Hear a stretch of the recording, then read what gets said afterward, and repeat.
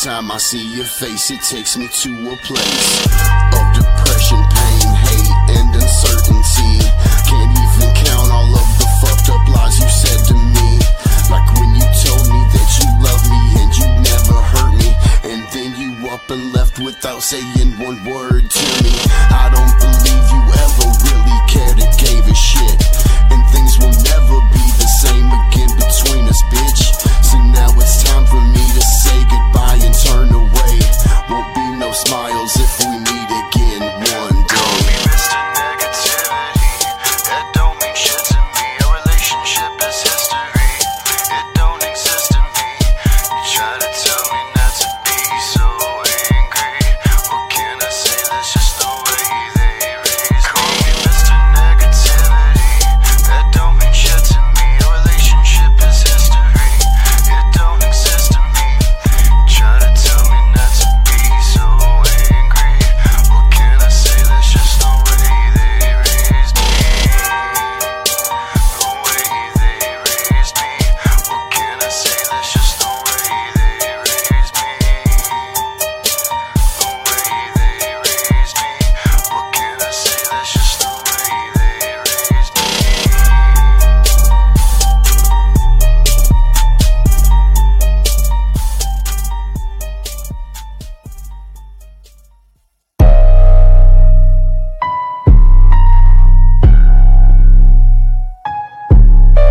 I woke up today, my eyes open, I couldn't move. I tried to lift my head, my arms, my legs. I looked to the side, this ain't my room, is this a tomb? Someone tell me what the fuck happened. Was having a good time with this girl last night, but I don't recall smashing. I must have blacked out, maybe this was part of their plan. They always trying to get one over me, but I'm one step ahead of them. It's not the first time I've had many attempts on my life. I remember the one hit man they sent to get me with a machete knife, but I blew them away, pow pow. Slugs from a 45, but them motherfuckers finally got me. I'm sure I'm buried alive, buried alive.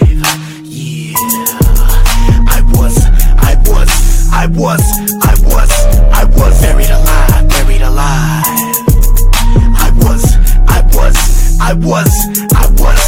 was buried alive, buried alive. I was buried alive, buried alive. I realized my situation, I know that I'm fucked. The beginning of the end, catching a breath, getting tough. The smell of dirt and wood, I can hear the bugs, they scratch and claw and dying to get in. I guess that makes two of us, only one will feast, the other deceased. God, please make this easy. My death, my life was surely hard when you're on top. So many pray for your downfall, and so raw and so wrong. Similar to a sex change, they love you one day, then suddenly come at you sideways. I wonder who did me in, that question remains. I should have trained the 1-inch punch technique so I can escape this fate, this fate, this fate. I was buried alive, buried alive. I was.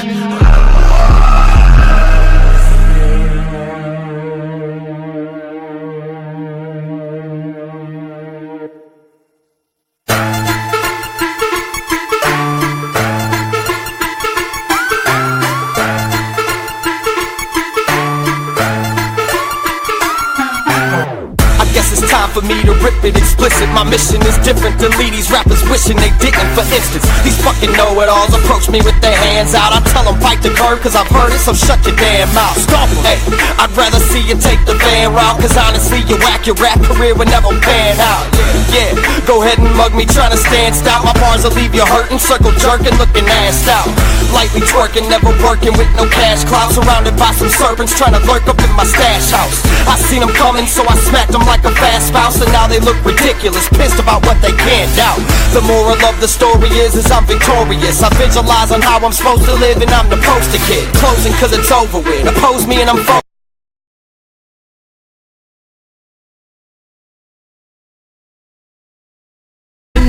Yes, I take another puff, this shit never enough. It's time to change, so my approach to music's like I'm moving weight. All in hopes today that I can choose to stay. So we making moves like you do mistakes, taking penitentiary chances. I wanna see them gates. They friendly to my face, but I can see the hate. They shake my hand and say that I'm sick, but yo, I'm feeling great. So I suggest that y'all just pump the brakes, unless you want this pump to the face. One call is all it takes. For me and the goons to clear the room, make way for the Legion of Doom. Loyalty coming soon. My approach to music's like a moving weight, all in hopes one day that I can choose a state. So we making moves like you do mistakes, taking penitentiary chances. I wanna see them gates. My approach to music's like I'm eating steak. Anytime there's beef, then I'ma clear the plate. All these quote rappers better get in shape. I'm sleeping all these so-called, so keep it while I take the cake. Because you see, the whole problem is, it would be very bad indeed if God were the author of evil, and we were his victims. You make sure they remember.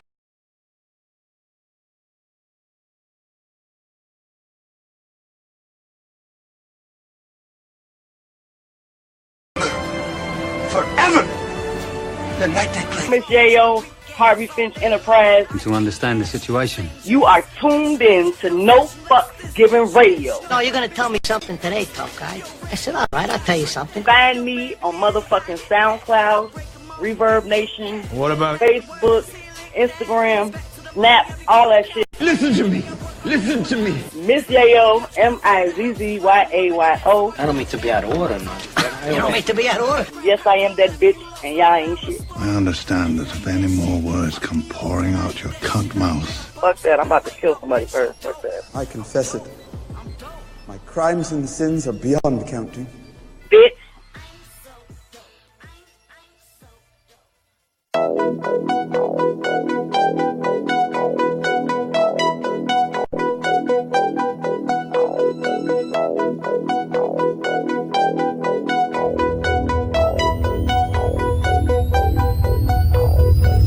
I know myself and I'm heading for a breakdown. I hate to feel this way. I know I can change. This world is so strange. I'm at an all-time low, feeling life can change, cause I know I gotta cope with and fight the pain. I ain't never felt emotion so like this strain. It's like I just strain and I can go insane. Emotional up and down like the seesaw, make me wanna break down like the beat gone. I'm just trying to find a plate I can eat all, but I'm treated like a dog with a leash on. So it's fuck this shit, I grab guns and clips. I'm screaming at the world, who you fucking with? Ain't no God that's above, I need to pray at night. No motherfucking medication that can change my life. So I do this on my own in my own zone, and I'm focused. I'm knowing my dome is loaded and overdose with emotion. Approaching my lowest moments with more thorn. I know it, backing out of nowhere to know my moment is flowing. I know myself and I'm heading for a breakdown. I hate to feel this way. I know I can change. This world is so strange. I know myself and I'm heading for a breakdown. I hate to feel this way. I know I can change. This world is so strange. Tell me why my city hates me, underrates me, spits on my name, man, you fuckers should thank me. They never to ask me why I'm doing dope now. Y'all stress me out to the point of a meltdown. Putting guns in my head and even pull the shit. Now that y'all care, I ain't got no friends, they're imaginary, cause I swear to fucking God that y'all ain't there. Sweet and like all man, I'm no stepping stone, bitch. I'm the epitome, y'all should've known that. I am no throwback, I am the new shit. Worship me, bitch, like my name was Anubis. My crew's the truest, don't make me prove it. I'ma leave you face down in your own blood. Am I cold cause I'm from Wisconsin? Know the fact that y'all show me no love, so what's up? I know myself and I'm heading for a breakdown. I hate to feel this way. I know I can change. This world is so strange. I know myself and I'm heading for a breakdown. I hate to feel this way. I know I can change. This world is so strange.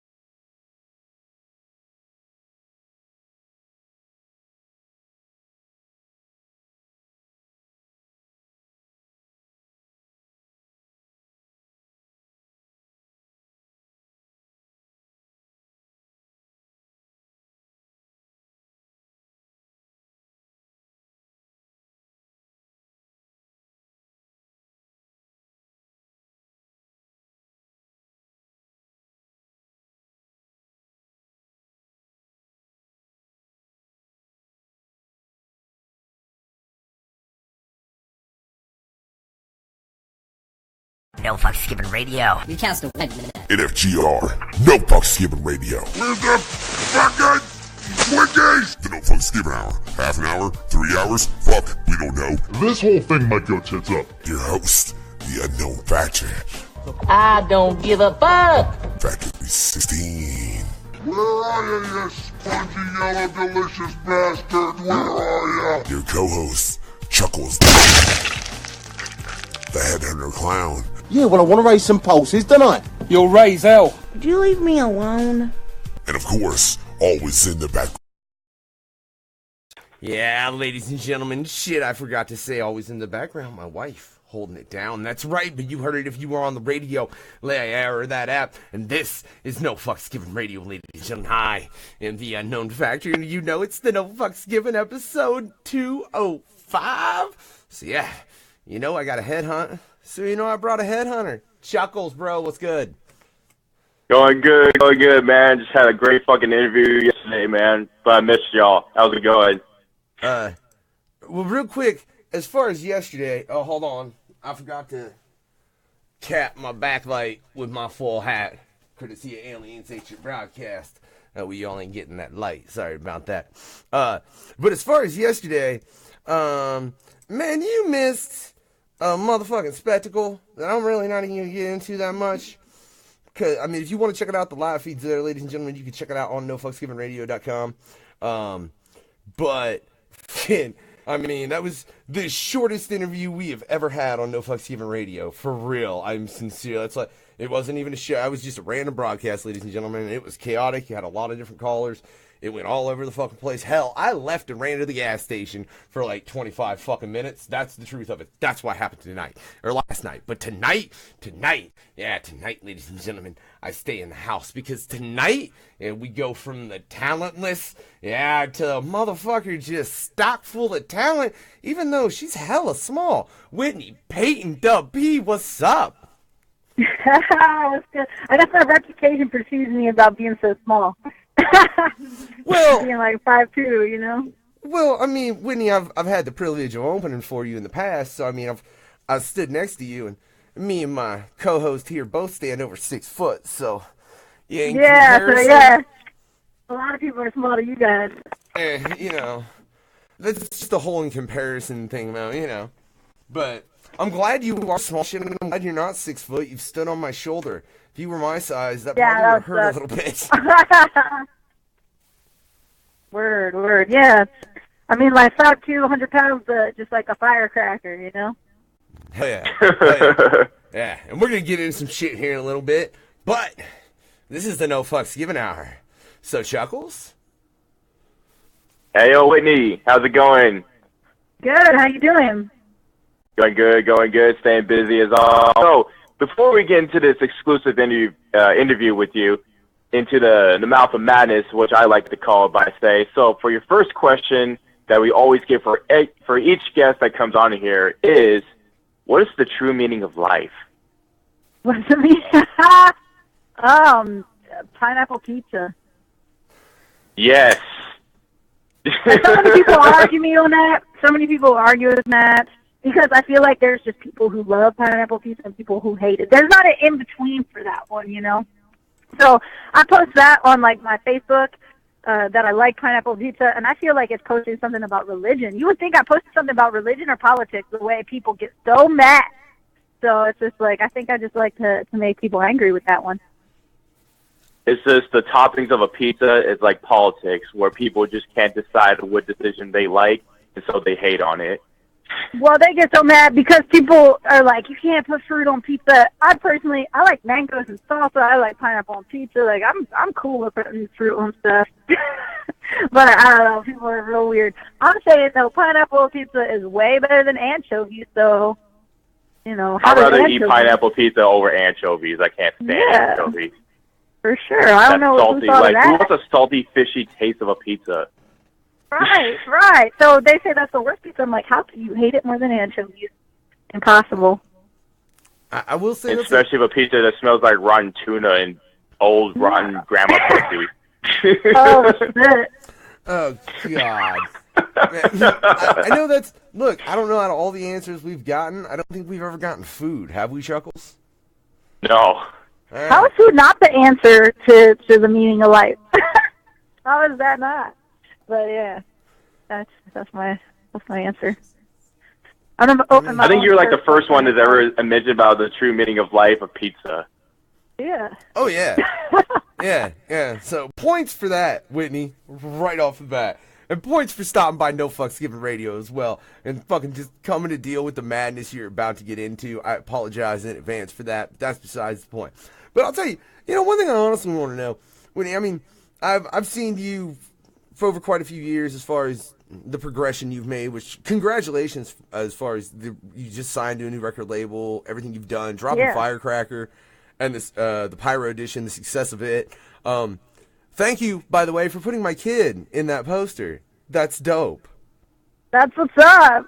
Yeah. Yeah. I tried to put as many fans, in the collage inside the CD as possible because I really appreciate everybody, especially, people who still collect the actual physical copies, because that's the thing that I can say about my fan base is that I'm lucky to still have a fan base that cares about physical copies, because we're in such a day and age of Spotify and Apple Music and streaming that because of the fact that I have fans that buy hard copies is why I was on Billboard. Like I made it on Billboard because of these fans, so that was pretty exciting.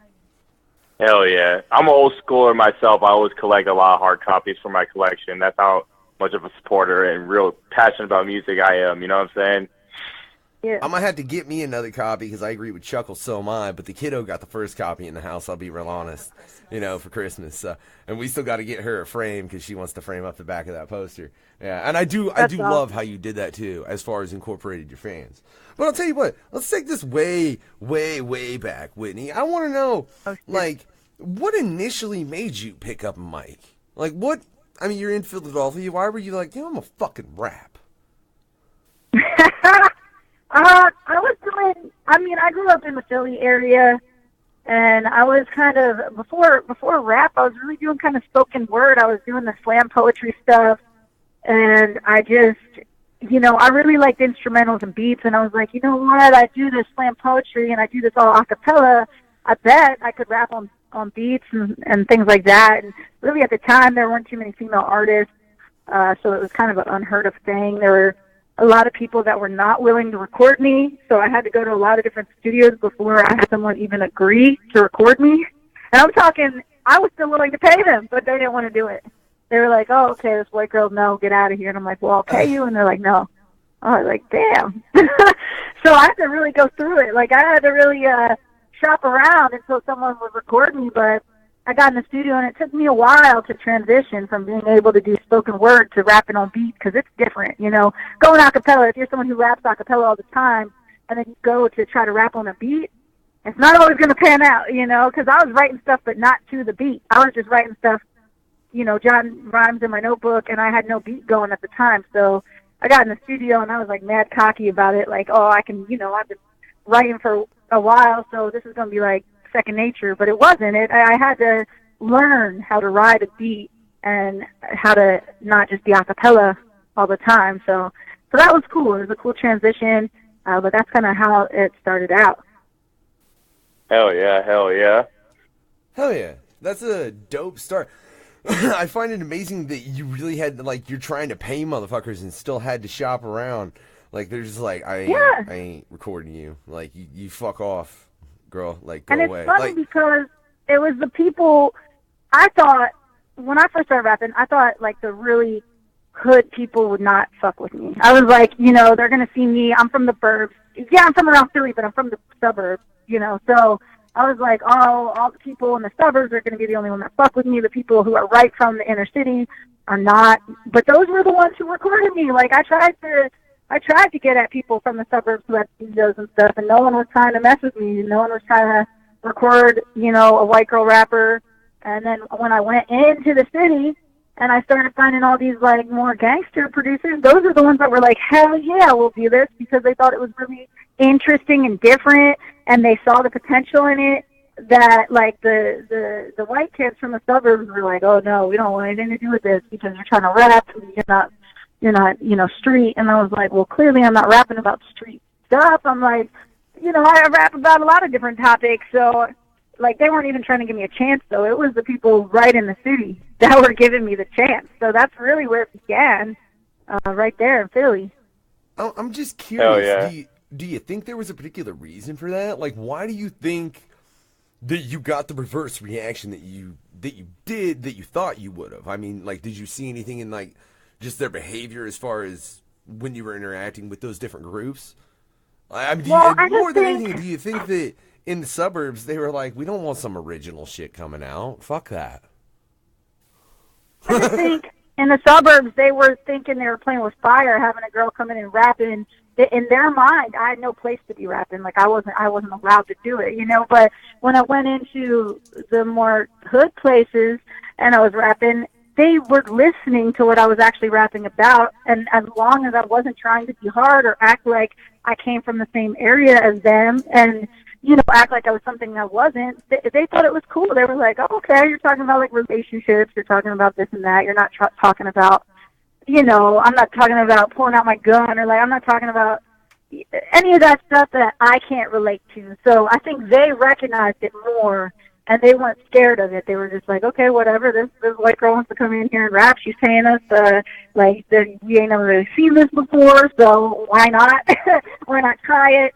I think, you know, because that was even before Iggy Azalea, and that was even before there was like now there's a ton of girl rappers out, and now it's like way more accepted, but we're talking about when I was like 16, you know, like all these girls were not out yet, and there were a lot of black girls on the scene killing it, but there was, and Eve is from Philly, and like, you know, a bunch of great female artists, but not so much, you know, that were like me, that were from the burbs and stuff. And I'm from the same area as Pink, but obviously she's different than me. She's way more like pop rock, but I'm from her same area. Yeah. All right, well, can I say, like, and with the style you bring up the point that you don't go in talking about fucking hood shit. Like, I think, like, I've heard you do songs like about relationships. About fucking, you know, roommates, this and that. As well as I've heard you do things that I would almost call nerdcore. You know what MC Chris is? Yeah.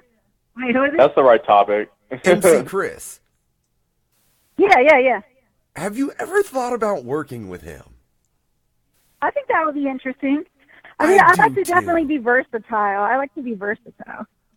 Yeah, I think Whitney, I think that would just, and this is just me, I guess this is just me saying some shit as a fan, and based on the previous work, the fact that you've touched on so many different things. Hell, you've even done some horror shit to a certain degree.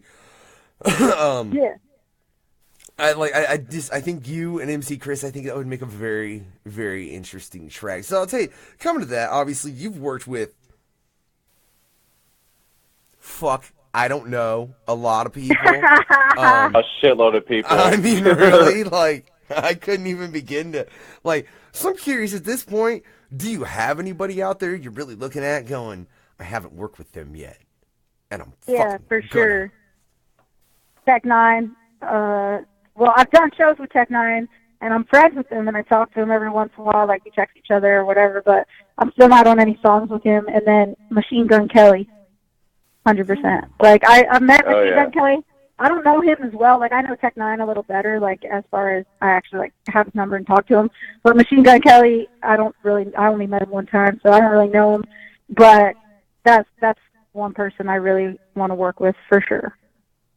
That's like one of my other homies would tell us, like, this girl Whitney Peyton's so good, why the fuck is she not signed to Strange Music right now? Or doing a track with Tech Nine right now?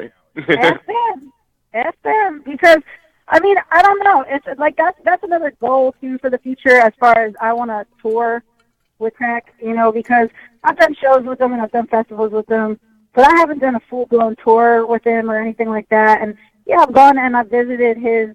I was just at Strange, you know, after my last tour with Twisted, I went through Strange Music, and it was a really cool experience, and it was dope seeing, you know, how they record and everything they do. And yeah, I feel like I definitely do fit in. I do like the label I'm signed with now, so that's no shade at the label, you know what I mean? Because the label I'm with now is really a rock label. I'm the only hip-hop artist on the label, but they let me do what I want. So, I mean, that's definitely a plus, because so many labels are super controlling, and Tragic Hero is real stoked to have, like, a hip-hop artist signed to them. And They let me, control my career, and there's so many labels that don't let you do that. So that was one of the big moves, was signing to them. So in that Yeah, aspect, that's awesome. Curious. I'm curious then, because you just re-released. I mean, you re-released Firecracker, the Pyro Edition, which I mean, it did fucking fantastic. It hit the billboards. Like, what made you want to do that? Wait, oh no, that was. Hold on. Wait, you released that and then you signed to the label and re-released it, right? Yeah, I released the original Firecracker. Yeah, which was never 10 tracks. mind. You're right. You had it right. You had it right. I was about to ask a stupid question, and then I realized the history in my brain was wrong, and I had to correct myself. So back it up. So fuck that. Let's back it up. We were talking about collabs. Hey, Chuckklez. Oh man, here we go. All right, so Whitney, I know you collaborated with a shitload of people. It's a proper way to say that. I always say that all the time. But I'm curious, though. This is a certain question I always give for each guest. Some people do answer them, and there's some people that don't. You ready for this one? Oh, God. Okay. All right, so I'm curious, who are the two artists that you, one, were honored and blessed to work with in your music, and who are the two other artists that you just, like, deeply fucking regretted working with? I'm trying to think if I really regretted any of them, because I make sure I don't like. It's funny because how things work nowadays is I'm not always in the studio with them. You know what I'm saying? So it's like I don't get a chance to not like them. I don't get a chance to like be around them and be like, oh shit, this guy's a diva or something like that. You know, because a lot of music nowadays, unfortunately, I'd rather be in the studio with them, but unfortunately nowadays it's like. We just send shit to each other. You know what I mean? Like, I send them a song, and then they send me their verse back. So I don't even get a chance to, like, not like them. But let me think. Like, the two artists that I really like working with, like, I have tracks with, like, R.A. the Rugged Man, and I don't know if you guys know him, but I've toured with him, and he's one of the artists that I consider that, like, really cares about other people, and he really will go out of his way for you, and just touring with him made me a better performer because he's an amazing performer as far as I'm concerned. Like, he's really interacts with the crowd, and I'm all about that. So I would say I really love the fact that I worked with him because he helped, pave the way for my career. Let me think. Other artists that I've actually collabed with, because there's a lot of artists that I've done shows with that I don't have songs with, like Hopsin and stuff like that, but I'm trying to think. Like, I have songs with Chris Webby and 3-6 Mafia and Twisted, and all those guys are amazing. I have songs with Bizarre from D12. So it's like, it goes back. And I was working with Gangsta Boo from 3-6 Mafia before I toured with them and shit. Like, I hit Gangsta Boo up on MySpace. You know what I'm saying? Like, I hit Gangsta Boo up on MySpace, and she didn't know who I was, and I gave her a whole spiel like, hey, I really want you on this track. This is what I bring to the table. I think people will be into it, and I didn't throw her any money. I just gave her a really convincing email that was just like, this is why it's worth it for you to collab with me. Like, you know what I mean? So, like, she did it. She fucking did it, and I was shocked. I was like, oh my God, like, I can't believe I just got Gangsta from 3-6 Mafia, and I was nobody. I was nobody. And so that's like a game of success success right there. If you collaborated with one of the members of 3-6 Mafia, that means you're doing something fucking great. Right, and then I went on later to actually tour with them. I went on tour with 3-6 Mafia, and I have a track, that Wasted Part 2 track, that's Twisted, me, 3-6 Mafia, Chris Webby, Kung Fu Vampire. You know what I'm saying? Like, that track is like a 9-minute song, and we're all on that song. And it's just so crazy how it kind of came full circle. I went from just knowing her and reaching out to her, and then later touring with all of them, and later getting on a track with all, like, the whole group, and then having them, and Twisted and everything. So it's just crazy how it started out, because we laugh about it. Like, I laugh about it with her. I was like, remember I hit you up on MySpace in, like, 2008 or something like that, So it's wild. It just shows that if you go for something, you just put your all into it and just, like, steady chase it.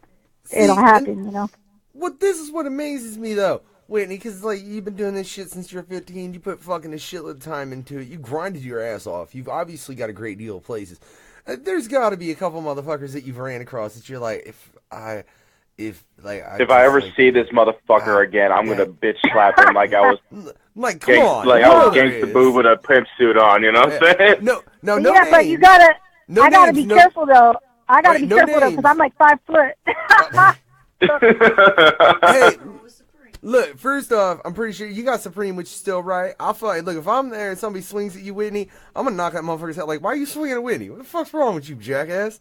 That's why it's funny because I've had guys flex on me, like big ass dudes that are like gangsters and shit, and they're like, you know, try to be hard around me. I'm like, chill. Like, I'm not. Who are you flexing on? I'm like this small girl. It doesn't make you look. It doesn't make you look tough. Like, it for sure doesn't make you look tough. You know what I'm saying? So, I mean, not to be honest, 99% of the people I've worked with, I've been cool with because I won't tour with people that I hear have a bad reputation. You know what I'm saying? Like, so I'll just say no. Like, so if I hear, oh, wait, you're on the tour with so and so, even if they're big, if I heard they're really hard to work with and reliable sources, you know, I'll shy away from doing that, but pretty much usually before I go on tour with someone or work with someone, I already know them. Like, so it's not like, you know, I either, especially touring, not so much collabs because we just send them back and forth over the computer, but like touring, if I'm going on tour with someone, usually I know them already because going on tour with someone, you're seeing them every day, all day, every day. You're way more in a closer vicinity all the time with them, so you better get along, you know, but so it's worked out because I've been smart about it. There's probably like 1 or 2 people, I don't care to be around. I don't hate them. We just don't vibe, you know what I mean? But it's not like I want to hit and like knock someone out or they want to knock me out. They sure as hell don't want to knock me out because that would just make them look not hard to knock me out. But they probably lose so many fans because who just walks up and knocks a little girl out? Like, that's fucking, like, that's for real. But, you know, that's how I feel sometimes, like, moving in a different direction. When you see grown men in the crowd heckling me or something like that, that just looks weak as fuck. Like, I'm just like, you look corny. You know what I mean? Because I'm just on stage, and if you're out in the crowd and you're like a big-ass grown, like, 6'5" and like 300 pounds, and you're like just holding up your middle finger to me while I'm rapping the whole time, it's just like, you look corny. You're not making me look corny. You look corny to the whole crowd because you're just like, you know, just heckling like this chick on stage that's trying to do my thing, and everyone's like in a positive mood, and I'm putting out a decent message, and it's not even like at all like a reason to ever hate on. Like, it's just so funny to me. Yeah. Like, so I don't even get offended anymore because She told me the whole story the moment we got this whole show set up, man. I was like, damn, she does, dude. She goes everywhere during the show. Like, she's in the crowd, she's Yeah, on the yeah, stage, yeah. she's on the crowd. Like, literally. That's why I gotta be careful, man, because I do hit people by accident or I boot them. Like, I do some of these juggler shows, and then I'll be like, after the show, I'll go backstage, and I'll see face paint on my boot and stuff, and I'm like, oh, fuck, I just booted someone. You know what I mean? Like, Anybody who's going to a Whitney Peyton show, just beware of the elbow when she goes inside of the crowd. The Hey, elbows dude, they're and the pointy. Oh, Yeah. oh, your bows are so pointy, Whitney. But hey, let me ask though, like, so doing live shows, what made you want to do live shows like that? As far as just like, I'm gonna go into the crowd, I'm gonna fucking like crowd surf, I'm gonna ride a fucking giant, duck on the fucking crowd, Yeah. like. I mean, duck. it helps that I'm small. She because did it. It helps that I'm small because no one's gonna not catch me. You know, like I was on tour with Jelly Roll. Like I don't think Jelly Roll could jump into the crowd. I think I think it'd be harder to catch him. He could do it, but it's just harder to catch Jelly Roll. Really, Jelly Roll's a big dude. Like, oh my god. He's losing weight though. But like, yeah, it's just easier for me because I'm small. So like I said, like I look up to MGK, I look up to Hopson, I look up to these guys. So it's like and the reason I like them is because I like their shows. You know, so I want to make you feel like you're maybe at a rock show, even though you're at a hip hop show. And I want to put on a show because to me, so many hip hop artists these days just stand up there and do their songs, and they just do their ad-libs. They're not even doing their full songs, you know, and they're just like grabbing their crotch, and then that's like it. That's the show. And to me, it's like I want the crowd to be part of the show. Like I want them to feel like they're involved in the show. I don't want that to me it's just weird. If I would just stay on stage, I feel like an animal at the zoo that you're just looking at, you know, and I just don't want that. I don't want to just be on display like that. I want to actually be interacting with the crowd and have them be part of the show and not just watching me the whole time and not feeling like I'm interacting with them. So that's kind of how it got like that. Hell yeah. So, I mean, with you doing all that, I'm curious. Have you ever found yourself caught in some kind of fucked up situation that had to be resolved, I'll say?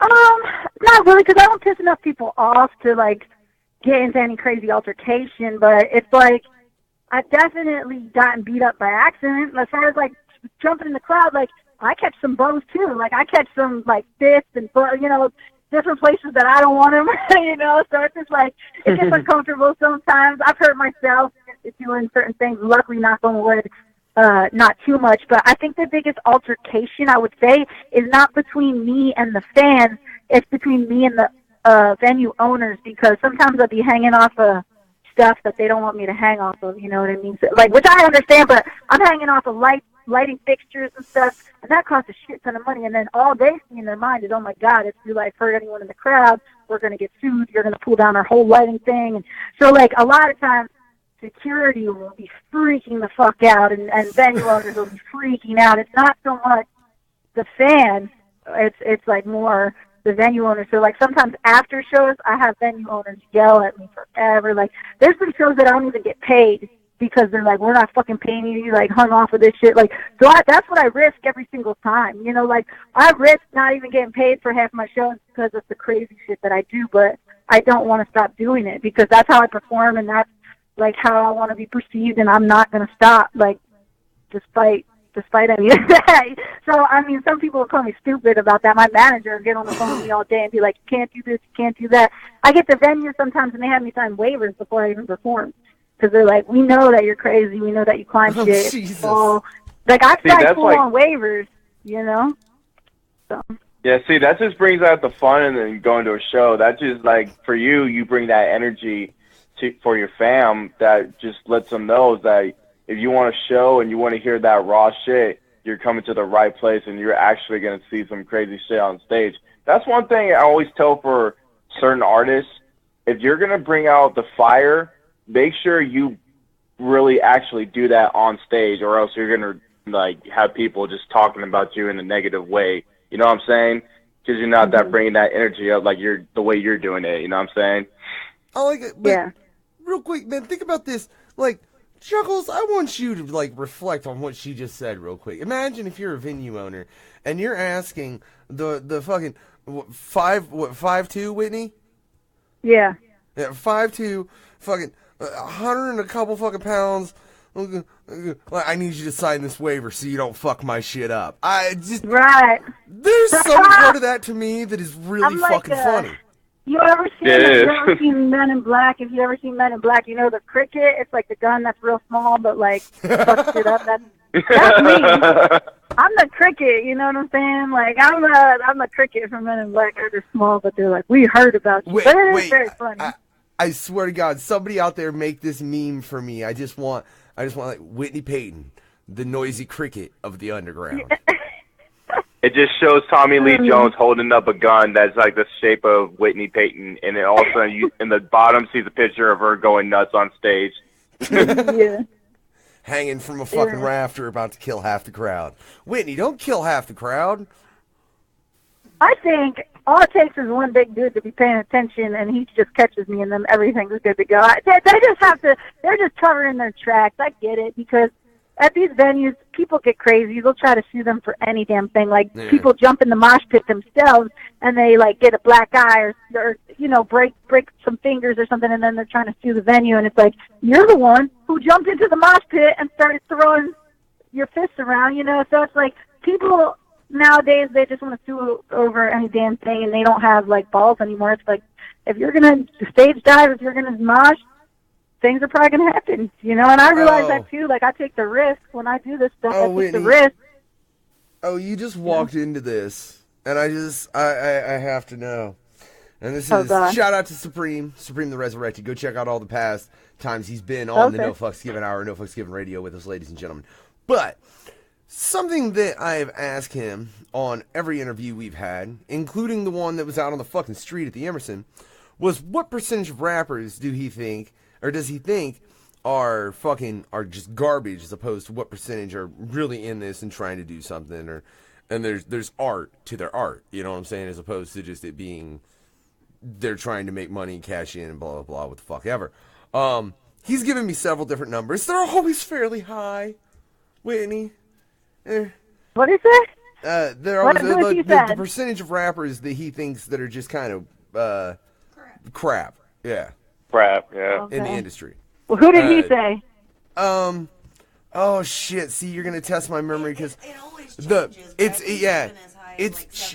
it's changed every time, and no, it's been as high as like fucking 80 at least. I half want to say he said 90 at one point once, babe. I know. He said 90% of rappers are just cashing in. Is that what he said? Like, no, they're just kind of garbage. Like they shouldn't do it. Like they shouldn't be rapping. I used to think that. I used to be more like, when I first started, I'd be more mad at different rappers, like especially if they would get a lot of success and I felt like I could rap better than them. I used to get real mad. But then I started to realize, like, as I got deeper in the game and more experienced and more mature, it's just like I understand why some of these people are popular. You know, like there's a lot of people right now that would be like, oh, Lil Pump is whack. You know, there'd be so many people that would make fun of him or make fun of any of these like mumble rap genre kind of rappers. But I get it. Like, I get why people like them. Like, I understand it. I don't think it will last terribly long, unfortunately, but I do, like, I get it now. So it's like, I can't say that there's people who don't have a place in rap, because if they really like to do it, you know, there's a place in music for everyone who's trying to get their art out there. But I think some things will last longer than other things. And I think with some of the newer music, it's not as timeless. You know what I'm saying? So in like 10 years, are you going to still be listening to it? No, but you'll probably be listening to like Snoop Dogg, you know, or Tupac or whatever. So there's like more timeless musicians than others. But yeah, there's definitely a lot of people in the game trying to cash grab, which this is the wrong game for that, because it's like it costs a lot of money to do this shit. It's not like an immediate cash grab. Like, I don't know what people think, that you just like, you come in here and all of a sudden make a bunch of money like you won the lottery or something. Like, that's not true. The studio equipment, I'm sitting in a room right now, the studio equipment cost me like $40,000. You know what I mean? Like, this is like, it's not the cash grab. It's an investment, you know? Yeah, it's all about spending money to make money type of way, you know what I'm saying? Yeah. Right, and the passionate people will spend the money to make the money because they want to do it. The other people will just come in here thinking that they're going to get a lot of money or girls or whatever they think they're going to get, and they're going to just be disappointed because it's not any kind of immediate thing. Well, I mean, I think you kind of, I'm not so much talking, when I say that, I'm not so much talking about everyone. I'm talking about the fact that, like, I guess I'll use the term SoundCloud rappers, you know, like shit like that. Like the fact that it is so easy to put out a fucking rap or just a track nowadays, Whitney, and fucking everybody. And I think that's why Supreme gave such high numbers, is he was basing that on that, and just the fact that, you know, there are people that say the rappers that have never even been on a fucking stage, you know? Like, yeah, that's definitely frustrating, but then they're going to be never done it. So it's just like they have no experience, and now they're going in front of crowds of thousands with no experience. It's just like, I am so glad to not be in that situation. I wouldn't want that. Fuck that. I'll grind. I'll do a slow grind. Oh, you know God, Whitney. Oh, fuck, I never thought about it like that. Because I'll be real honest, like, the first time I ever performed, ladies and gentlemen, I mean, it was a decent-sized crowd. I was open for Static Insane Poetry shit, and Tommy Necro's in the house. But, I mean, you kind of had fucking a bit of jitters, and it wasn't nowhere close to a couple thousand people. Like, that's why they give those motherfuckers Xanax, though. Yeah, I guess when you're on all that shit, you don't give a fuck. Yeah. You're like, I don't care, I'm on all these anti-bars. That's so funny. Oh, that's true, though. That's so true. Yeah. It's fucking... it's a goddamn joke. That's another reason I would never want to blow up that quick, either, because I think in that... Yeah. Like, it's so much easier to corrupt someone who did not slowly gain the point they're to. If you slowly gain the point you're to, it's going to be far harder to take it from that person, period, regardless of who that person is. They're also going to be far more aware of the entirety of this fucking situation they're in. Now, in that, let me ask, Whitney, because obviously you've grinded your fucking ass off. You built Team Underdog. You've gotten your ass signed, you know what I'm saying, to a label that doesn't even have any hip-hop on it besides you. Much love for that, by the way. Like, that's awesome. I love that you accomplished that. Thank you. Yeah, it's pretty wild. It's pretty wild to get signed to a label with only rock artists, and then also to chart with an album that I'm re-releasing. It wasn't even the first release. I re-released it and we charted. That's fucking unheard of. So that's pretty wild. Hell yeah, hell yeah.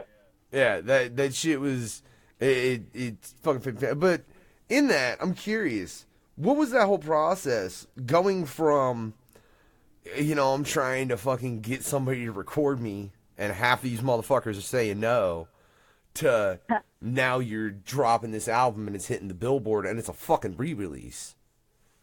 Man, I never really thought about it like that. You just put it in perspective. But I mean, that, yeah, it is such a difference, right? It's, yeah, now they want to, so, I mean, that's just really the best revenge. I don't look out to do things to be spiteful, but to do that, I mean, now they're looking, you know. So people who weren't looking before, they're saying no, they're really kicking themselves now, you know. And I've gotten messages from people. I've gotten hit up by other artists and been like, you know, I remember saying that I wasn't going to collab with you, and now I really regret that. Like, because there were artists too that I was trying to collab with, and luckily, you know, I had really cool people like Gangsta Boo, like I was saying. I had Bizarre, I had different artists. I had a lot of big collaborations from the gate just because how I approached people and talked to people. But there was still a bunch of artists that didn't want to fuck with me, you know, and because they were just like, who are you? And then they remembered, and I came up, and they're like, holy shit, like, I remember you hit me up, and now you're just, like, everywhere, and I'm seeing you on all these tours, and I'm seeing you in all this stuff, and it's just like, yeah, it's really cool. Like, it's cool because I get it. I had to build my name up. I had to build my reputation up, because you can't always just approach big artists and expect them to do shit with you. They built up their name, you know, so why should they do shit with you unless you are willing to work just as hard? So I don't even take it personally. Like, I'm not mad at any of them. Like, so it's just like I came up now, and it's like I proved myself, like I'm doing it, and I still have a lot more to prove. There's a lot more that I want to do, but it is cool now to have all that stuff on my resume. Hell yeah. It's like when people like that, they always want to make sure you're that type of artist that pays his or her dues and has been grinding their ass off, and make sure that you're actually a serious artist and fucks with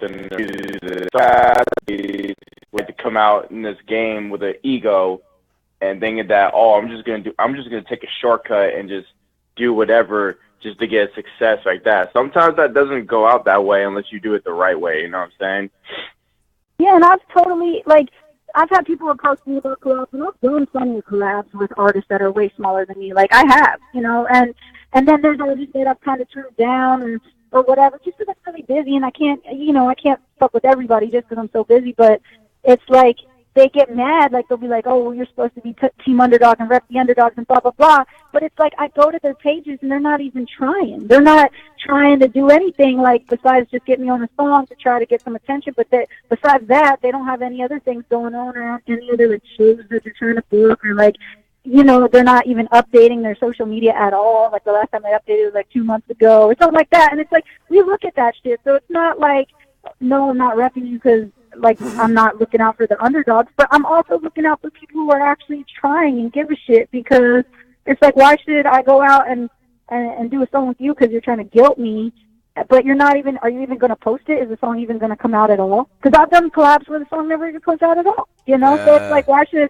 I take my time when you're not, if you're not trying for yourself, I'm not trying for you to help you, like, get out there as an artist. Like, you got to be working, and I know collabs with so many smaller artists because I see them working, and I see them, you know, doing a lot of things, not just relying on big collabs. They're doing their thing, so that we look out for that stuff. Like, I research them, you know what I mean? Look, but don't be stalking my social media page. I'm sorry I don't update the unknown factor enough, all right? This fucking radio takes a lot of time, but I am working on music, ladies and gentlemen, as well, I promise.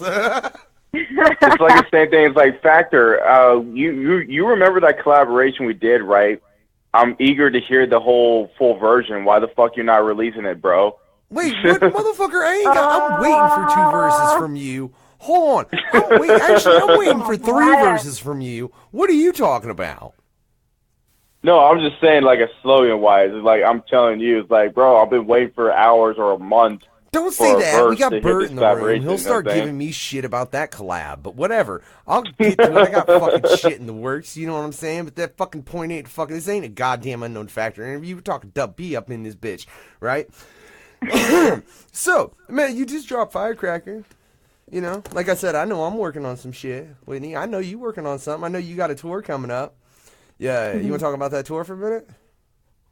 Yeah, and I mean, I'm real excited because, to be honest, you guys probably seen me, like, headline before, but to be real, when I've headlined shows, it was on the way to another tour. Like, so for instance, if I headlined a string of shows last year, it was on the way to the Cottonmouth Kings tour. You know, like, things like that. So, like, when you guys caught me ever headlining, it was probably because I had a tour to get to across the country, and it started real far from me. So in order to get all the way across the country, I, like, scheduled some shows on the way, you know? But this is my first tour that's a full national tour that is just me. It's not on the way to another tour. I'm not, like, doing it just to get to something else. It's, like, this is my first full national tour that's, like, over 20 dates, you know? So this is a big deal for me, and I got a lot to prove with it because I got a lot of people looking at me now that are like, okay, cool, so you charted on Billboard, so now you're signed, like, now you're coming up, people are starting to look at you, can you actually fill rooms, can you actually, like, do people actually care about your shows and stuff? So it's like, I got so much to prove, so I'm really hoping, like, the fans show up and show out for it, and I think they will. Like, I think people are really excited.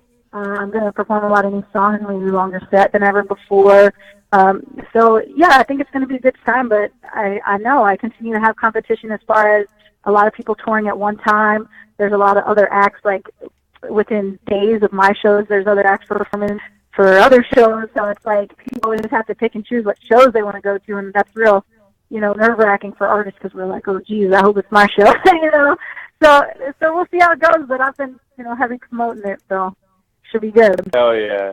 Is there any big major cities that you're going to be hitting up next for your newest tour later on this year?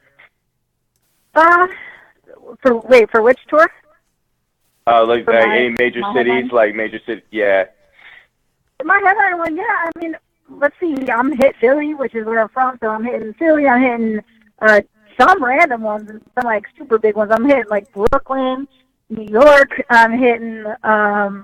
Let's see, I can pull it up, but I am playing Phoenix too. I'm playing Colorado Springs. I'm playing Lincoln, Nebraska, like Miriam, Kansas. I'm playing like Alabama, which is real random for me. I've never headlined Alabama. I'm playing Tennessee.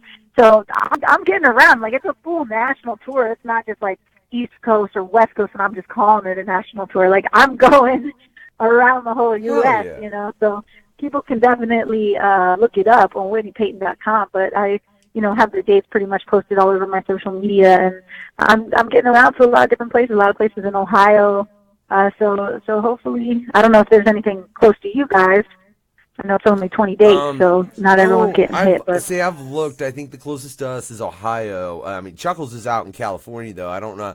So I mean, that's it. Yeah. So we're I think you mentioned that you're coming to L.A. That's one thing. Yeah.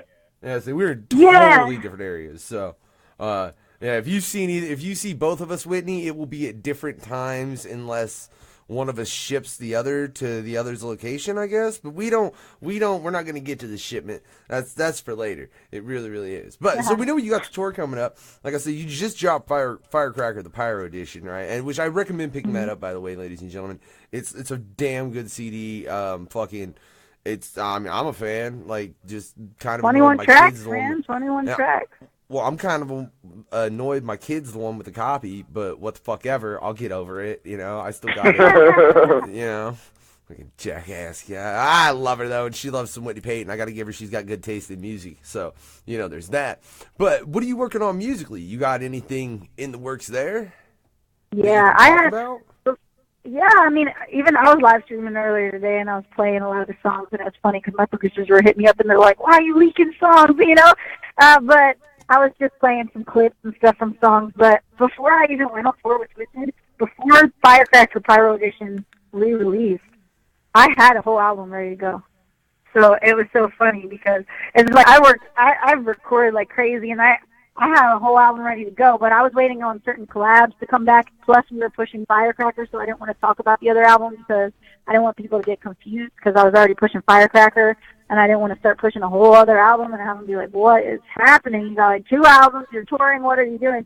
So I wanted to space it out a little bit, and I really wanted Firecracker to hit Billboard, so I didn't want to take away from any of the shine of Firecracker, but I do have like a whole other album worth of songs, and I have a lot of big collabs on it, you know, so I think the fans are going to be really pleased by some of the artists that are on this one, and I want to start releasing it right around the tour. Like, I don't want to release it as an album, I want to release it as a bunch of singles.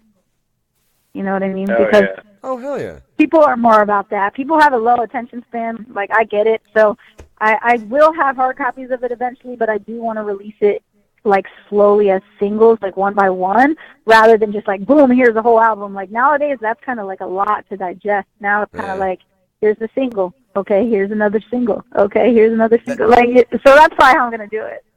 That's the fault of YouTube as far as people slowing their attention spans. But I'm curious, can you tell us any of the people you've got on that album? Because you say big collabs, like now you got me real curious, Whitney. Well, I mean, it's hard.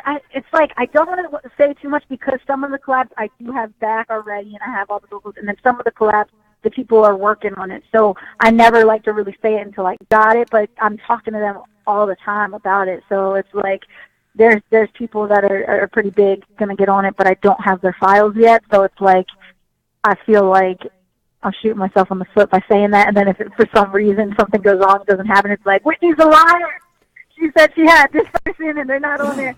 But let me see if I can give any away. I mean, in the scene that you guys really rep, I have Young Wicked on it. You know what I mean? Okay, so there's one. There's just like one, but I have some like super big ones. So it's like, but that's, you know, I have some guys like that, like him. You know, I have a very versatile selection of artists on there. So I have artists from all different genres. You know what I mean? So it's going to be really cool. It's definitely more vibey. It's definitely more like clean and polished, this album. It sounds like super great production. So it's going to just put me on the next level, I think. I feel like Firecracker had a lot of rock influence, and this one is way more hip-hop, straight-up hip-hop, you know? Oh, well, man, you kind of threw my next question a fucking curveball then, because I was going to ask, do you have any collabs with any rock or any metal bands or anything like that on this? It's funny because I do have some vocalists from rock bands on it, but the way that they're on it doesn't sound, it's not like metal. It's like I had some rockers on it, but it sounds still like R&B almost. So it's like funny because I had some of these guys who were used to singing like real metal sounding songs sing like Justin Bieber. So it's really funny. It was like, but they wanted to, not like in a way that's corny, but in a, they wanted to test their voice. Like usually they're used to singing super aggressive, heavy stuff, and then I made them more like, you know, sing-songy and melodic and catchy, and it kind of made them sing in a different way than they're used to. So I think they are stoked about it. Like I have the singer from Asking Alexandria, you know, the really big rock band. He's on it, you know. Ben Bruce, he's the guitarist and a vocalist from Asking Alexandria. But yeah, he's on the record, and so I do have some singers. I mean, I really like working with singers, and people don't realize a lot of times when I have singers on my records, I wrote their parts. Like I don't think people get that. Like I wrote their parts coming in. Like I'll go in there and I'll sing it myself on the mic, and I'll record it, and then I'll play it back to them, and I'll be like, sing this but better. You know, sing this but better. Because I'm more a rapper. I sing sometimes, but there's people that I bring in the studio that have amazing range. Yeah, do this better. Like my Burden video. I just posted my Burden video that has Hard Target and Ilea Kahotak from the band Romance Mechanics. So she's singing the hook in Burden, and I wrote that hook and I sang it, and I was like, yeah, can you do this but just sing it way better than me? And she's like, yeah, I got you. So she went in there and knocked it out or whatever. But it's funny. It's funny how that works. Yeah, that's a damn good track, by the way. Actually, I'm pretty sure. I don't know if the wife posted it on the website, but I know it's over on the fucking Facebook. I know you can go search it on. You search it on the fucking YouTube. It's gonna be the quickest way. Whitney Peyton, Burning. Let's be real honest here, ladies. Burning, yeah. All right. Yeah. That's gonna be your quickest way. Don't go trying to fucking search through the fucking feed of the No Fucks Given radio page. Jesus Christ. You'd be there. Yeah, I mean, you could do it if you want, though. I promise there's a lot of dope content on a lot of other shit. But don't if you're just searching for that one thing. Right. Shit. I'm trying to send motherfuckers on a goddamn hunt for a needle in a motherfucking haystack and shit. Like, pressure hunt that fucking video. That's what you need to do, ladies and gentlemen. Yeah, YouTube's been, like, fucking with my shit lately. Like, YouTube... I got hit hard by the YouTube demonetization thing going on, you know, like now if you curse in any of your videos or do anything that they deem inappropriate, they just like take your monetization off, you know, so like some of my videos you can't even watch. Yeah, it's retarded. Yeah, so it sucks. Like we don't even... They just instituted the new rules too, that you have to have like over 4,000 hours of... Oh, you have to have 4,000 hours of use. So apparently they instituted more rules and bullshit because of the... yeah, and it's saying that you can't cuss, which is stupid. It's that if you cuss, then we're not going to pay you for the videos that you're beating up. We'll never be monetized on YouTube. I already fucking know that. I'm not even trying... Like, hey, YouTube, suck my dick fucking for the fact that I can't say suck my dick and fucking you pay me for it. That's some bullshit. All right, I'm making you cocksuckers money. You should give me at least a fucking portion of it. But that's just my opinion, right? And that just goes back to corporations. So, in that, I'm curious, Whitney, especially going back to YouTube and going back to the fact that you said it's a shorten people's attention spans. What do you think it's done with the whole of technology and everything's moving along as far as with YouTube and just the fact of what it's done to society as a whole? I just think... I mean, we're just used to getting things so instantly, you know what I mean? Like, we could look up something, we could get it, like, instant gratification. So it just sucks. As an artist, we're expected to put things out real quick, you know? And it's like, you feel really rushed as an artist. And I never want to just put something out that's half-assed. But it's just like, yeah, there's such a demand on you to release things so fast. I feel like if you're not putting stuff out, like once a week or like at least a couple times a month, you're easily forgotten about, and that's really crazy because it used to be like you could release an album and go for 2 years on that same album. You could like tour on that album, you could promote that same album for like 2 years. Now it's like every 6 months you better drop something, like an album. You know what I mean? Like you better drop a video like every month and an album like every couple months. So there's a lot of demand and a lot of pressure in that aspect because of technology, you know. Do you think that's a problem? What is it? Like, just for society as a whole, I'm curious. Because, I mean, it's made us far more demanding. Like, look. Yeah, we expect the world, you know. Like, we can look up anything. We can get everything. I could get, like, Postmates and stuff and, like, Uber Eats or whatever. I could be like, I want a banana and some hammers and a guitar and like, you know, and I could get that within like 10 minutes of getting people from Postmates or whoever to bring it to me or an app, you know, you couldn't do that before. Did you just say a guitar? I said a guitar, a hammer, a banana. I just wanted to make sure I heard all that clear. Like, yeah, that's whatever. Look, ladies and gentlemen, get out and get your shit. I'm just fucking saying, that's my opinion. Jesus Christ, I didn't know you could call and order a fucking guitar and a hammer and have it to your fucking door in 10 minutes. You gotta order it. Yeah, Postmates. You never heard of Postmates? And I know in Cali he has Postmates for sure.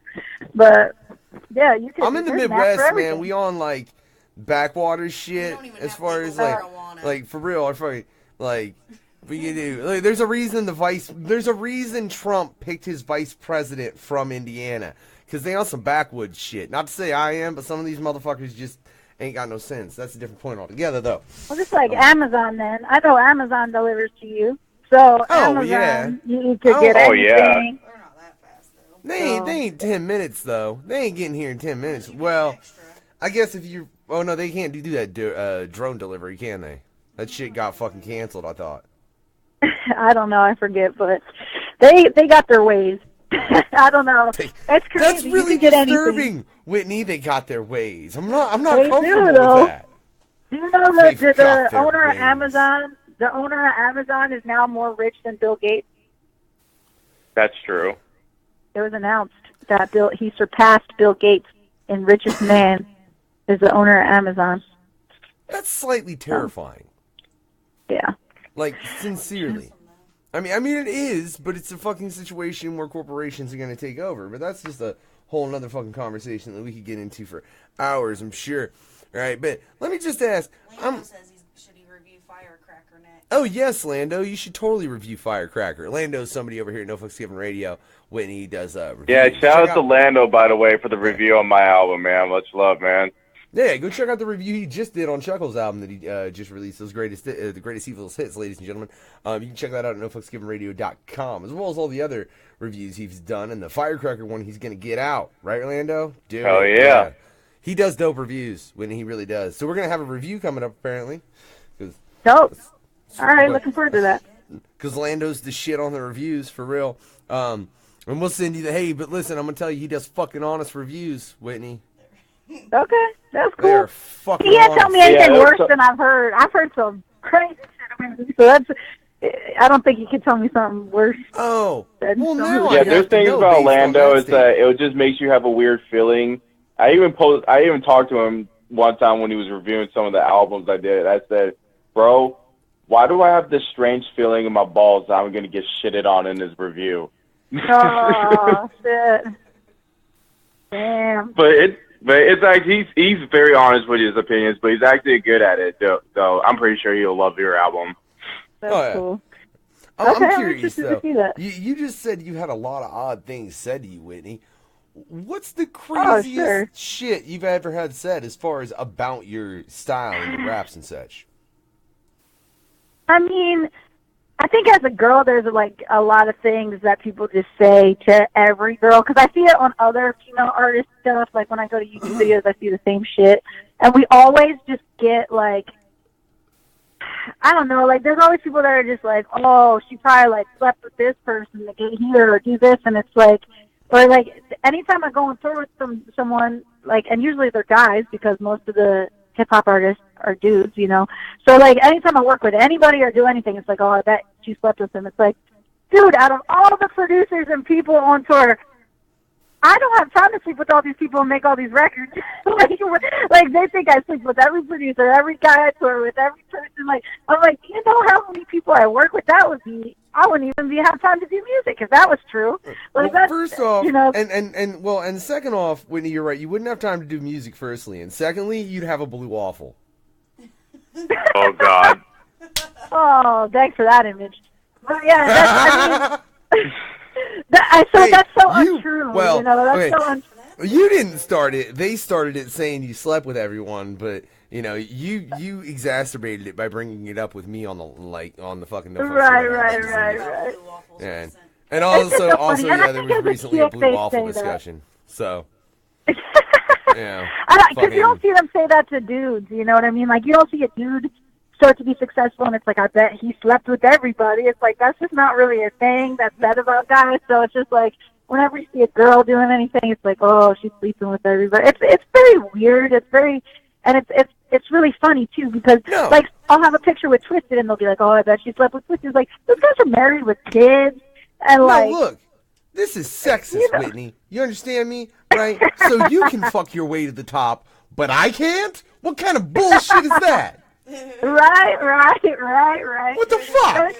You know, that's like one of the things. And then when you're a girl, they'll say you're a bitch, or something like, oh, I heard she's a bitch, which is like, you know, as far as I know, I've never like been a bitch to like anybody. So it's just like, it's funny because there's just all those things. And when you're a girl, when you're a boss, they'll never call you a boss. They'll call you a bitch. You know, be like, oh, she's about her business. She's like, bitch. You know, and it's like, dudes, if they act the same way, it's like, oh man, he's a boss. He's like about his business. Like, but yeah, girls, they get more of a bad rap, I think, in that sense. So, you know, that's a lot of sexist things there. Like a lot of, if I'm from the burbs, they'll be like, oh, I bet she has a trust fund, and that's how she funds her music videos. And she has a trust fund. I remember having to look up what trust fund meant, because I didn't even know what that fucking meant. Like, I was like, what is that?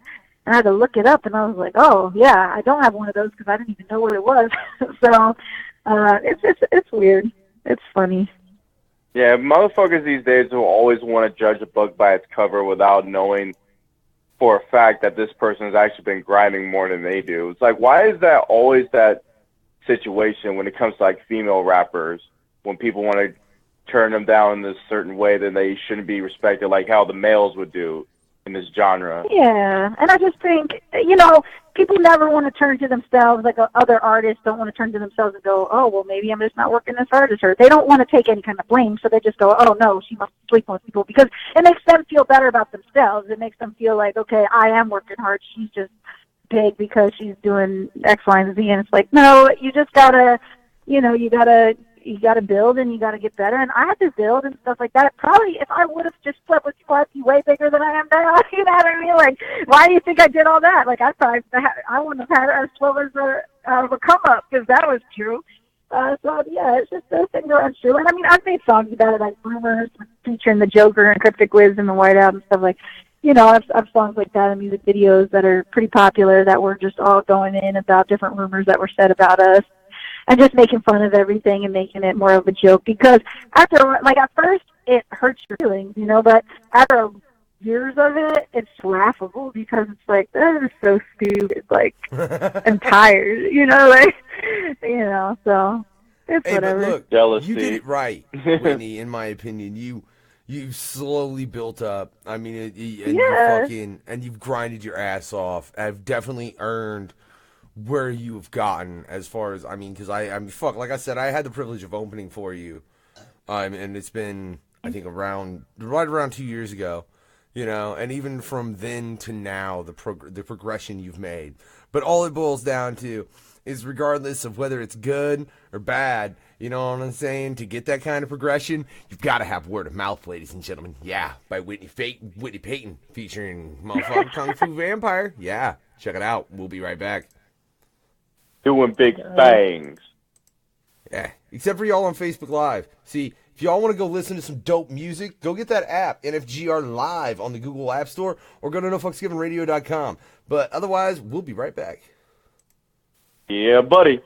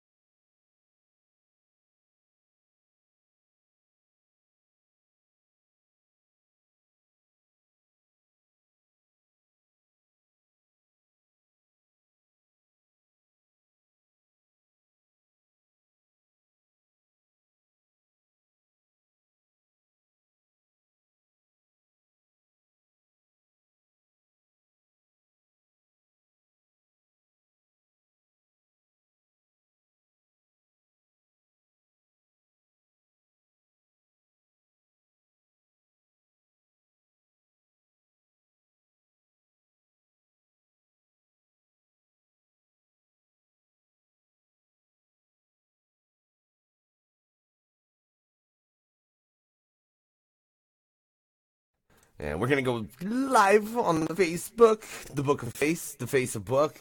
Ladies and gentlemen, we're back here anyways. Look, but if you're over on motherfucking NoFucksGivenRadio.com right now or on the app, you're listening to Rumors. Yeah, but Whitney Peyton, Joker, and Encrypted Wisdom. That's right. I dig that track. Can I just say, Whitney, I really like that track to me. And I guess it's because, like, I understand. Holy shit, Rumors.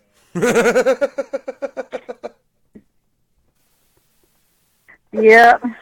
Oh, yeah. There's a fucking lot. We're gonna be live here on the radio in like I'd say 30 seconds. Judging on that though, ladies and gentlemen, I just wanted to show you my ugly face. You know, I should have put a picture. Witness of you the beauty of an ugly face known as the unknown factor. For real, I said. Oh, well, I mean, technically, well, here, fine. Well, I mean, technically I do. It's just rotating with the other two shows that we've got coming up. The other shows. My wife's like, fuck the other shows. There, that's that Whitney Peyton flyer my wife made. It's fantastic, ladies and gentlemen. Bam. I like that flyer. That's what's up. Right. That way you can look at Whitney's pretty face as opposed to just having to look at my ugly ass. Yeah. Yeah. Try and do it. I unmasked, Whitney. I really shouldn't. I know when we did that initial interview, I wore a mask, but I don't do that shit no more. You know. Damn, how you unknown I'm trying now? to wait for this motherfucking track to fucking end, and then I'm going to do that, and then I'm going to get to that, and like, you told me to go live now. Whitney, my wife's giving me shit. Well, you just wanted me to cut off Rumors? No. Like, fuck this track. No. And she wanted me to cut off the third verse, Whitney. That's yours. Damn, that's my verse. Savage, babe. Savage. Damn. Honestly didn't know what was going on. I thought you loved me.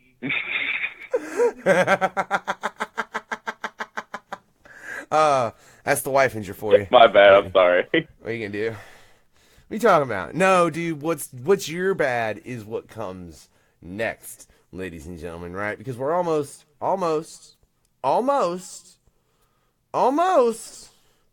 damn. I love this track, but it's long, Whitney, right? But we're almost, right? I mean, there's a lot of artists in it. Yeah, live on No Fucksgiven Radio. That's right. And you got a lot of artists in Rumors. Hell of a track, Whitney. That's right. Featuring Encrypted Wisdom, Whitney Peyton, and motherfucking the Joker. Yeah. All right, we need to get them other two on that track on here. We'll work on that down the line, though. Right now, we got Whitney in the house. And, man, you know, it's been a dope interview. We got a couple more things we got to get to. But first, Chuckklez, make it really awkward before we kill her.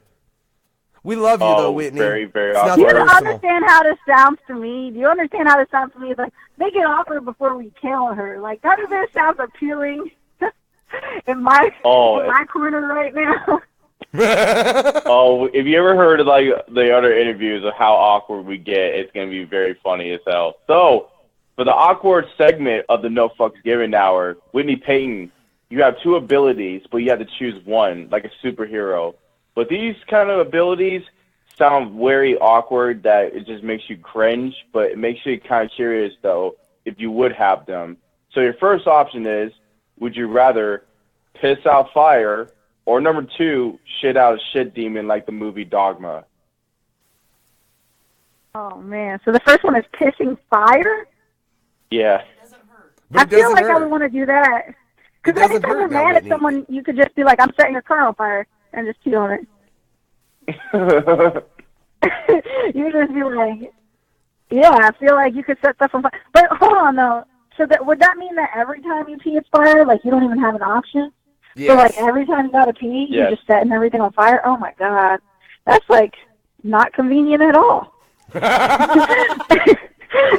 Well, we had one female, Renee Moon, said she was going to take over the world by pissing fire. No, I love, Whitney, I love it. That's not convenient at all. I've never... I was thinking you had options, like you could be like a switch, you know, like when you want to be fire, you be fire, but then sometimes it's just normal. So now, I mean, luckily, I guess toilet bowls are very like you can't catch them on fire, you know, they're fire resistant. So I guess that's not that big of a deal. But you just got to make sure if you're a dude, like if you're a girl, you're seated, you know, so you're good. But if you're a dude, your aim better be real good, or you're catching your whole shit on fire. Every time. You're catching your whole apartment on fire every time. You better not miss. You know, but so I mean that's pretty hardcore. Getting fired, like unless you got a urinary tract infection. I mean that would probably feel like that. That would probably feel painful. I don't know. Luckily, knock on wood, I never had a UTI, but I feel like that's what it would be like.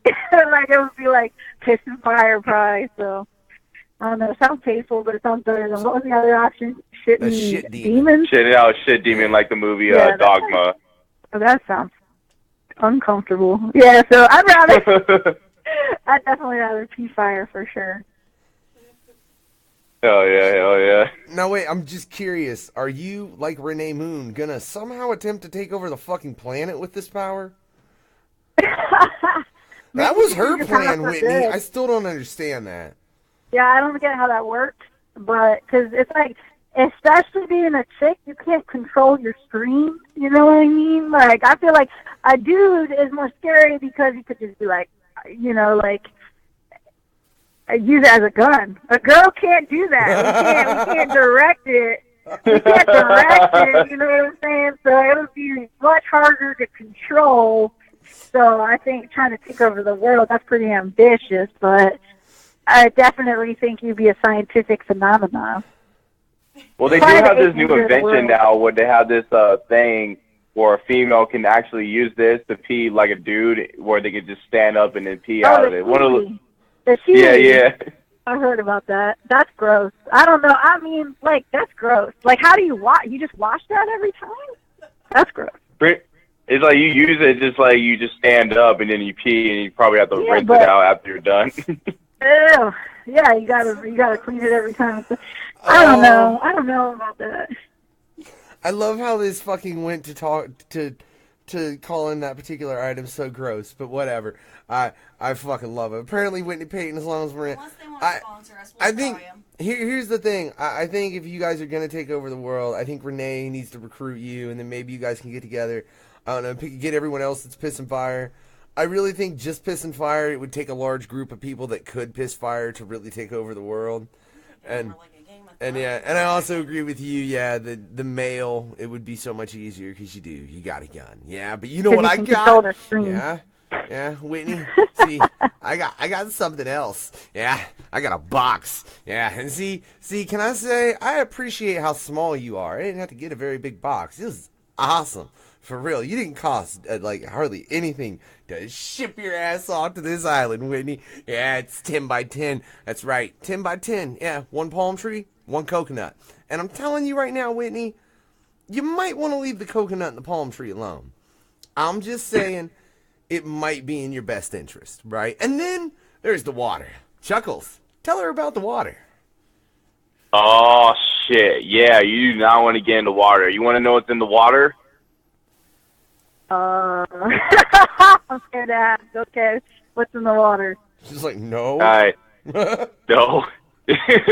So I'm curious, have you ever seen that a horror movie called Creepshow 2 with the segment The Raft? Oh, I don't think I have seen that. Holy shit, okay. It's a classic horror movie. So yeah, in the segment The Raft, it has like this swamp monster that kind of looks like the Blob that just snatches motherfuckers off this ramp and it just devours them in the most graphic way. I have a homie up in Hollywood, I paid off good money just to bring him out in the ocean and just dump him right in the water. So as much as you put your pinky toe inside of it, it'll just snatch you right off quickly. So I advise you to stay away from the water. Damn. Yeah. Now I'm on this island? Shit. You are on this island, Whitney. But I pissed fire, so, you know, I might have a chance. No one was trying to take their super ability. Yeah. No, you don't get the super ability on the island. What the fuck is this? Shit. I turned into a goddamn tiger. She's trying to piss fire on the island. What the shit? Yes. Well, I gotta protect myself. So. No, there is no protection, Whitney. I'm sorry. Right. You're just stuck on the island, and you can piss all the fire you want. All you're gonna accomplish is turning the sand into glass. That's all you're gonna accomplish, right? You ain't gonna get hungry. You ain't got nothing else, man. But we ain't gonna leave you just like that, right? We're gonna leave you with some options. Chuckles, what we gonna leave her with first? Oh man, so you made it onto the island, right? And you try to find yourself something entertaining to enjoy your life here on this island. So we're gonna give you this projectile screen above you, like one of those old school like outdoor theaters. So it's like a big movie screen, but it's gonna have some 3 films. You have to choose one that are seriously disgusting and seriously awkward and seriously what the fuck am I have to do just to get off this island? Why I had to watch this type of shit. So you have you have 3 options. One, you have to watch a movie of your least favorite clown wanking his cheese dick right in front of your face. I don't know, and it's devoured looking. I don't know what the fuck it is. God. But yeah, that's your first option. Yeah, number two is a blue waffle operation. Yeah. Oh no. Because she had that lady had to get that blue waffle fixed. Yeah, it was terrible. And number 3, you have to simply watch One Man, One Jar. Oh. You know what I'm talking about with that video, right? Yeah, God, real quick, Whitney, I didn't know what that video was till today. Oh my God. Yeah, this is not. I mean, I'll probably go with option 1 over the other ones because I feel like One Man, One Jar is like the worst one, probably. So probably option 1, I guess, but none of these sound good. So you're gonna watch? So you'd rather see your least favorite clown wanking his junk right in front of your face for a week? You okay for a week? I mean, probably not, but it sounds better than the other. Well, hey, I'm just look, Whitney. Now, the water, well, fatal is always an option. Oh no, you gotta try and get I'm just saying. It's entirely up to you. You can endure the week and continue to week 2, or you could choose to go, find out what's from that creep show. Oh no. Why can't I find out what's up with the coconuts? I mean, if you want to go find out what's up with a coconut, you want to go find out what's up with a coconut? Yeah. Why can't I climb the palm tree and try to flag down a plane or something? So you climbing up the palm tree, Whitney? Yeah. Damn, she was trying to get to that video to throw the coconut at it, not realizing that coconut was on some Feed Me Seymour shit, right? Except it's not Feed Me Seymour, it's Feed Me Factor. And man, you got added to my soup. Oh my God. I told you not to play with the coconut, Whitney. Man, why don't they take my warning seriously, Chuckles? Oh no, man. It's just see, Factor has this lab where he experiments with coconuts to make them cannibalistic in a way. I don't know why. He's a fucked up person more than I am. Damn.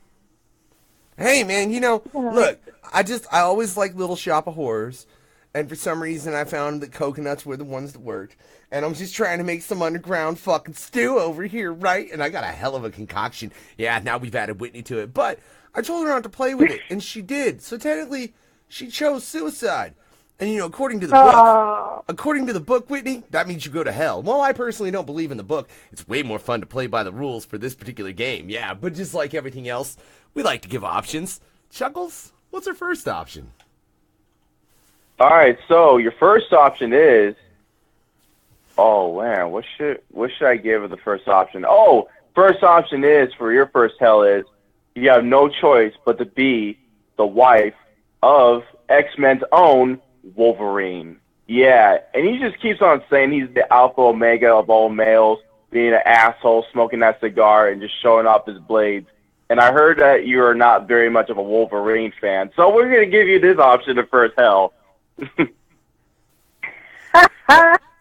That's a bit of a throwback to a previous interview we've done with Whitney Peyton, ladies and gentlemen. If you want to go check that out, it's only 15 minutes. It won't take you that long, right? But that's your first option is Wolverine.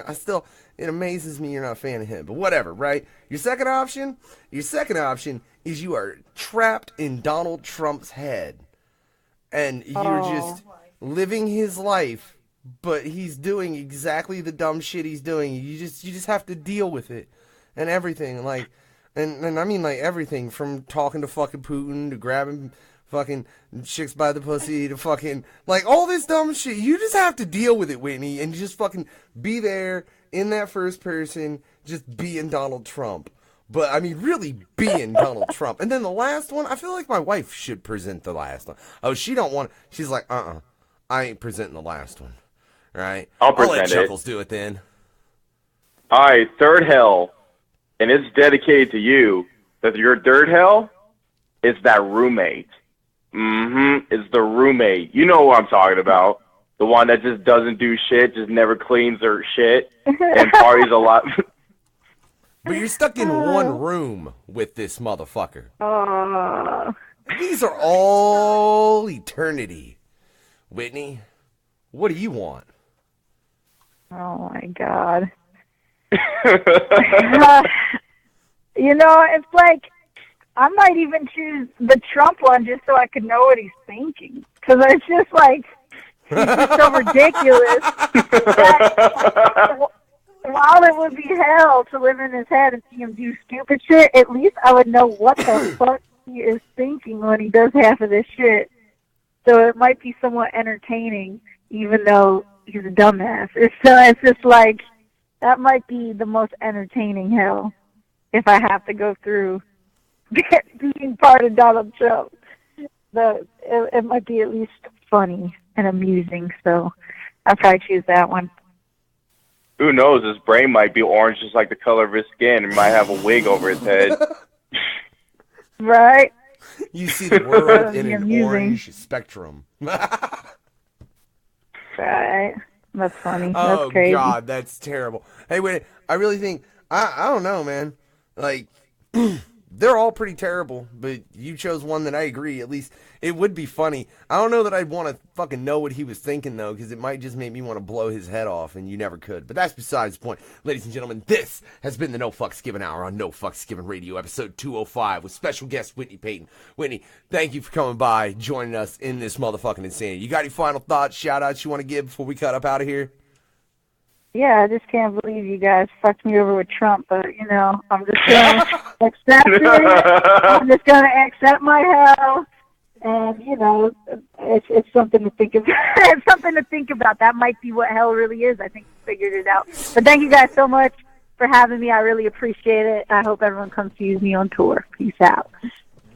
Yeah, Whitney, it was a great interview. Chuckles? Yeah, man. It's like, if y'all have not listened or even heard about Whitney Peyton, I suggest you get out of that fucking rock that you're living in. Go check her out with her music. She's very talented, more than any other female that I've known in this music business. And be sure to check her website at WhitneyPayton.com so you can check out the tours, to where she might be coming to the city near you. Also, I will be opening up on this show for the Path of Destruction tour with the homie Scum, AMB, and Lexa Hexmaster in San Jose, California, and Cupertino. And if you're an upcoming artist that want to be bookings, hit up the homie Kung Fu Vampire, because he's looking for some openers for that show in particular. Word. Hell yeah. That's what's up, man. Give fucking Lynch a shout out when you see him. That motherfucker runs Talk Snuff over here on NFGR. But this, again, has been the No Fucks Given Hour. Have a good night.